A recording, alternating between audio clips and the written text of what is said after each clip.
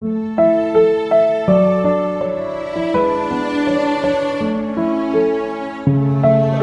and welcome to Magnificent Academics' third and final installment of its 9/11 tribute read alouds. Today's story is called 14 Cows for America. It is written by Carmen Deity, illustrated by Thomas Gonzalez, and is in collaboration with Wilson Kimi Naomi. Let us begin. The remote village waits for a story to be told. News travels slowly to this corner of Kenya. As Camille nears his village, he watches a herd of bull giraffes cross the open grassland. He smiles. He has been away a long time.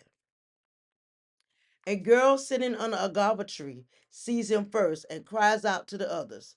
The children run to him with the speed and grace of cheetahs. He greets them with a gentle touch on the head, a warrior's blessing. The rest of the tribe soon surround Camille. These are his people. These are the Maasai.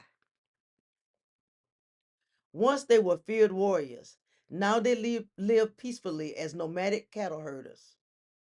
They treat their cows as kindly as they do their children. They sing to them, they give them names. They shelter the young ones in their homes. Without the herd, the tribe might starve. To the Maasai, the cow is life. Super! Hello, Kimmy. Hears again and again. Everyone wants to greet him. His eyes find his mother across the Inca, the ring of huts with their roofs of sun-baked dung. She spreads her arms and calls to him, Akua, welcome, my son. Kami sighs. He is home. This is sweeter and sadder because he cannot stay. He must return to the faraway country where he's learning to become a doctor. He thinks of New York then. He remembers September. A child asks if he has brought any stories. Camille nods. He has brought with him one story. It has burned a hole in his heart. But first, he must speak with the elders. Later, in a tradition as old as the Maasai, the rest of the tribe gathers under a acacia tree to hear the story. There is a terrible stillness in the air as the tale unfolds. With growing disbelief, men, women, and children listen. Buildings so tall they can touch the sky, fires so hot they can melt iron, smoke and dust so thick they can block out the sun. The story ends. More than 3,000 souls are lost. Great silence falls over the Maasai. Camille waits. He knows his people. They are fierce when provoked, but easily moved to kindness when they hear suffering or injustice.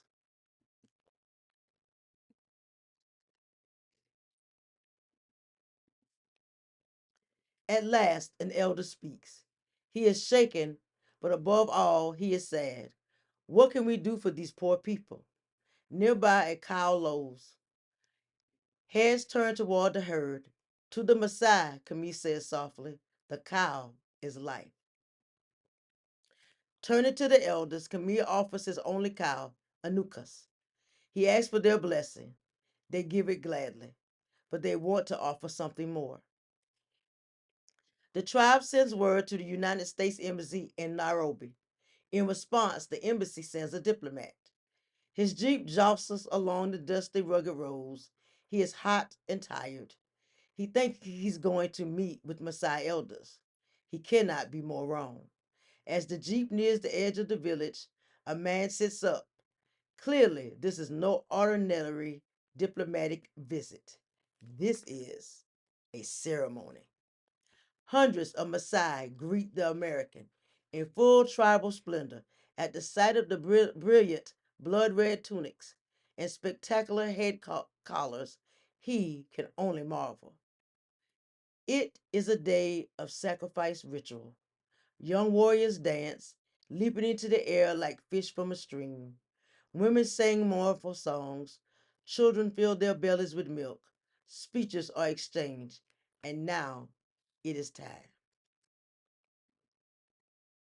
Camille and his people gather on a sacred knoll far from the village. The only sound is the gentle chiming of cowbells. The elders chant a blessed Ima as the Maasai people of Kenya present 14 cows for America. Because there is no nation so powerful it cannot be wounded, nor a people so small they cannot offer mighty comfort.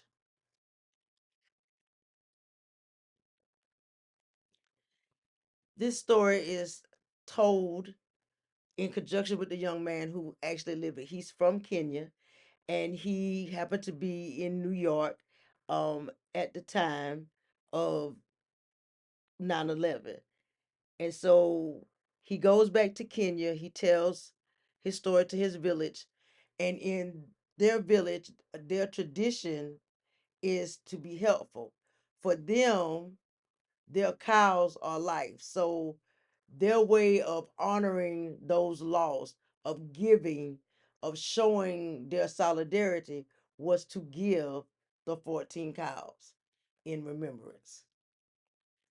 And this has been 14 cows for America.